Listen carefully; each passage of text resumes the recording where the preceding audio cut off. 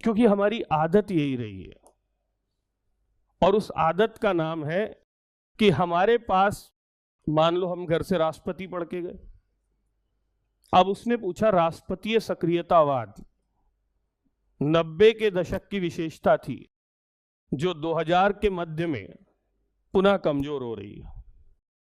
Polity का प्रश्न है, कुछ लोग पढ़ते हैं, कुछ लोग नहीं पढ़ते हैं, थोड़ा एडवांस लगता है उनको, पर प्रश्न है, ठीक ठाक प्रश्न है। अब राष्ट्रपतीय सक्रियतावाद पढ़ा नहीं, लेकिन पढ़ा तो है राष्ट्रपति, तो हमने आंसर लिखा। 52 में राष्ट्रपति है, 53 में शक्ति है, 54 में चुनाव है, 55 में प्रक्रिया है, 56 में कार्यकाल, 57 में पुनर्निर्वाचन, 58 में योग्यता, 59 में विशेष शर्तें, 60 में शपथ, 61 में महाभियोग, 62 में रिक्ति। पर एंड तक क्या नहीं बताया।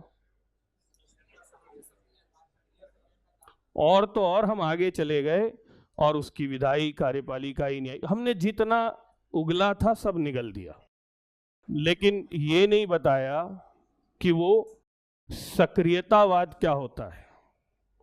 और इसके पीछे जिम्मेदार है हमारा एजुकेशनल सिस्टम, क्योंकि हमें बचपन से सिखाया गया है कि भाई वहां एक शब्द, यहां एक शब्द, और बिल्कुल उसी के हिसाब से हमको जाकर लिख देना है।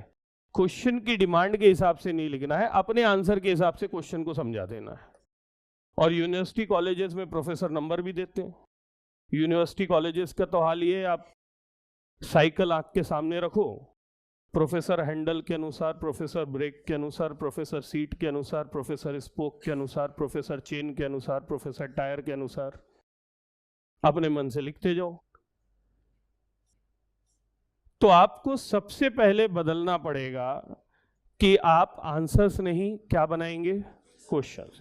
और ये कैसे बनेंगे मैं थ्योरेटिकली नहीं बोल रहा हूं, मैं आपको क्लास में सिखाऊंगा। संभव हुआ तो आज ही हम इसकी शुरुआत करेंगे, ठीक। दूसरा बदलाव जो हमको लाना है, शब्द आपको कठोर लग सकते हैं लेकिन आपको करना पड़ेगा, इसी से जुड़ा हुआ है। We have to change ourselves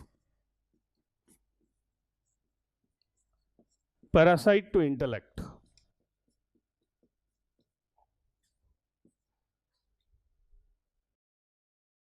परजीवी का मतलब है कोचिंग है, सर है, यहां बिठा लेंगे, बोलेंगे लो आईएएस।